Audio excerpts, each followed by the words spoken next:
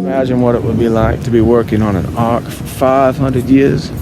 500 years. People seeing you, saying, what are you working on? What are you building over there? It's the salvation of the world. And people to go along the way, not to listen, not to say a word. But all the time you ended up having that ark that was going to lead forth into salvation. 500 years. I counted unto Noah's righteousness. You realize that when those storms came, he ended up having the vessel that was set forth, that when all the world was going to end, he was already going to heaven. He knew where he was going. He ended up having it set forth, a divine plan, and ended up already receiving the salvation of himself and of his family. You see, Jesus is that very idea. See, he's the ark. Now, the actual word for ark they use in the scriptures is Aaron. Interestingly enough, Aaron Yahavaya. Now, the reason that they ended up having this, imagine this, in the same way that this is where God, his presence, dwelled within the ark. You see, the way that he channeled the word through Moshe Rabbanu and ended up bringing it unto the people through Aaron, it is the same way. But see, you yourself are part of that ark. When you end up having Jesus Christ, you already are receiving the divine spirit and the understanding that cometh forth. In the same way as Aaron, we become that ark. God speaks to us. You see, it was given through Moshe. It was coming through the law. But Moshe, you see, he's like the sheep compared to the lion. You see, he was that follower. He followed God. He did everything he was told. David, he ended up breaking the law, so he went straight before God. You see, he no longer had to go through the Levites, as it was, the Kohen, but what he ended up doing was actually coming straight before God. You see, he simply just spoke with God. He learned how to have that interpersonal connection. Everywhere that David went, God was there. So he was already in the presence of God. He became that ark. You see, the same way that God would speak to Moshe and then would go through Aaron and unto the people, he went straight to David and brought the word of David to the people.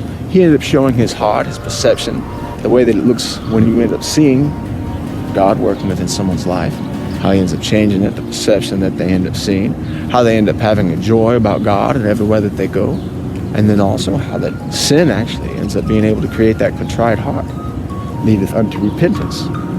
Understand that and realize that in the same way as Noah had built that ark, that is what Jesus Christ did. Every one of the characteristics that is set forth in the patriarchs within the line of Christ is actually showing the ability for Christ to work through millions through his line, and that everyone is another characteristic of the way that Christ works through you.